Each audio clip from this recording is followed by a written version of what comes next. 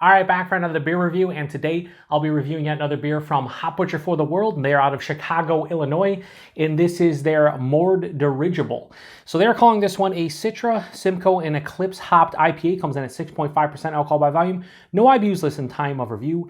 This can is just over 1 month old. I'm going to give a huge thanks and shout out once again to Hop Butcher for hooking me up with this one, so big thanks to them. In the description box, I'll post a link to the beer mail unboxing video I did that contains all the goodies they sent my way in this last box. They sent me 3 6.5% IPAs, which is a rarity because when it comes to Hop Butcher, more often than not, they like to send a lot of double IPAs. So I was really happy about that. They sent me 3 6.5% IPAs, 2 double IPAs, and then a huge like pastry Imperial Stout. So this one, Citra, Simcoe, and Eclipse. Citra and Simcoe, sure, Eclipse. I haven't had it too often. Yeah, not much more to say about it. Didn't look at the tasting notes like I haven't been for a long while now with Hop Butcher. We'll read them at the end. So let me crack this one open, get in the glass, see what we got going on. So, give it a pour here. Yeah, it's Hop Butcher. That's what it is, just Hop Butcher. Leave a little room to get my nose in there.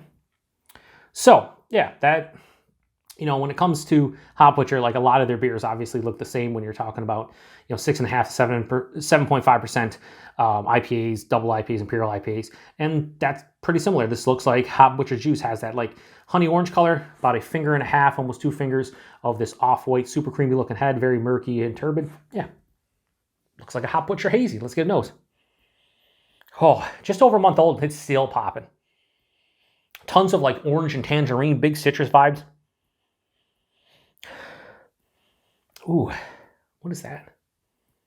Okay, so what was the beer that I got? Was it insert eye roll here? I got bubblegum. I'm starting to get like a, I don't know if something's going on with their yeast or maybe my nose is changing, but I'm getting like a bubblegum kind of yeasty kind of note. They've used cotton candy in the tasting notes, I think a couple times in I think one in this past beer mail, maybe one in before. So it has that like confectionery kind of like bubblegum, cotton candy type of aroma. But yeah, tangerine, orange, like a white grapefruit, little zesty grapefruit, stone fruits, mango, peach, apricot, things of that nature.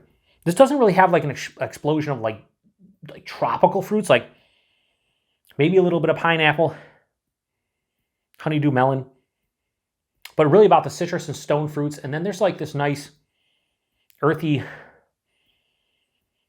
kind of green, grassy type of note.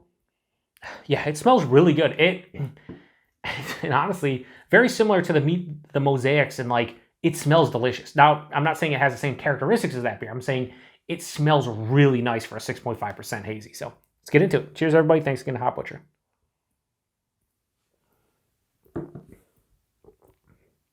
Ooh.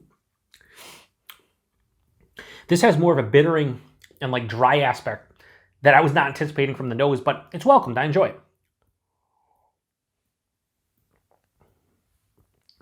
Right from the get-go, I think the nose was a little bit better for me. I think it just had such a complex kind of like citrus and stone fruit tone, where I think in the taste it's dialed back. It still has those nuances, like it does have citrus tones, but it's more of like just like a tangerine or an orange and like the rindiness of that. Maybe a little bit of a juiciness from it. I'm getting more of like an apricot than anything else. But again, it's not like it's like an underripened apricot. There is, on the back of the palate, it was in the taste more of like a earthy kind of green, grassy thing. In the taste, it's more like a slightly resinous pine earth kind of tone.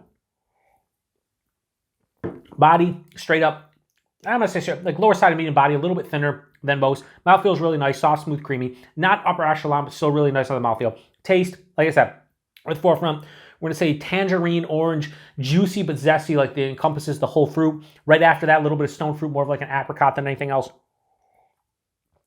About 2/3 of the way through the palate, there's a resinous kind of piney, earthy hop character that hits. That finishes to the back of the palate. It finishes moderately bitter with a semi-dry finish. There's not a lot of residual sweetness in this one. Super drinkable. But, you know, you got to be honest, I just don't think this is one of my favorite 6.5% or just regular IPAs from Hop Butcher. Is it good? Yeah. this wouldn't. So here's the thing. A lot of times I say this, and I've said it probably in a handful of reviews. There are certain beers that I've drank that I'm like, if you want to, like, because, you know, a lot of beer tubers get beers from Hop Butcher and we sing their praises in a lot of reviews because they make delicious beer. But a beer like this is not a beer that I think I'd give someone purposely as their first beer, because I don't think a beer like this would blow them away. I could be wrong, but from what I've drank, like, I give this to somebody, I'm not expecting them to go, you know, ape shit over it. Where if I gave someone a Meet the Mosaics or a Bughouse Square or a beer like that, I think you drink it and you go, I know exactly what Hop Butcher's all about. Neon Green Relish is one just off the top of the head that, like, Blazed Orange, Double Blazed Orange, beers like that. This is a drinking / fridge beer. You buy it, it's reasonably priced, you throw it in your fridge, you want something that has some solid, nice flavors, you don't have to contemplate it as you're drinking it through 6.5%, you could, you know, kill a 4-pack of it over a course of an evening, not be hammered. Yeah, this is the one for you. So, I do enjoy this one, just not one of my favorites. So, we're going to do tasting notes after we do a score. Also, I want to mention that the ABV 6.5%, very well hidden, like most of their beers. I don't think I've had one of their like 8% double IPAs, maybe 7.5 a couple times, where like I can taste the alcohol more often than not. Their IPAs and double IPAs, they just hide the alcohol extremely well. So not much more to say about that. Anyway, Moored Dirigible from Hop Butcher. I have no problems giving this a low 4 out of 5. I'm going to go 3.9 out of 5. That's the best I can do on it. I enjoy it. It's just not mind-blowing. So, tasting notes. Ripe mango. I'd say ripe apricot if you're going to go with a stone fruit. Sure, but I can see the mango in here for sure.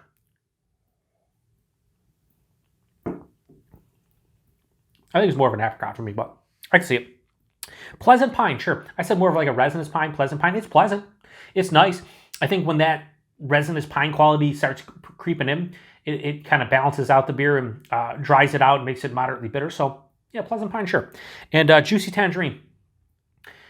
I think I would go more with zesty, because I did say juicy and zesty, tangerine and orange, but I think it leans more zesty. So I think they're, you know, again, each one, ripe mango, I say ripe apricot, pleasant pine, I say resinous pine, and then juicy tangerine, I say zesty tangerine. So I'm kind of with them to some degree on each of the tasting notes, just not nailing it 100%. Now, a couple times I poured the rest of the beer in here, and it's, you know, it's changed it to some degree. So we'll see if that is the case here. That happened with the Narragansett Ridge, where I was going to give it like a 4 out of 5, and it turned out that it was a little bit better than that.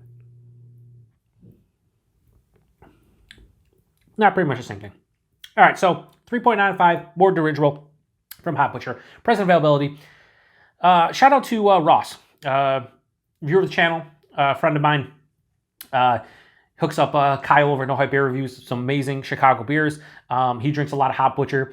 The price point, I believe he said on these IPAs and double IPAs are very similar. I think he said these are like $15, $16 a 4-pack. I always thought they were like $12.99 to $13.99, but that's just, I think, for pale ales and like their lagers and stuff. So $15 to $16 a 4-pack for this. I wouldn't personally pay that again for this beer specifically, but for like the 6.5% IPAs, it's a pretty good value, because more often than not, if you get a single IPA from like an Other Half or somebody like that, they're typically like $18 plus. So I think that's a pretty good price point, just not for this beer for me personally.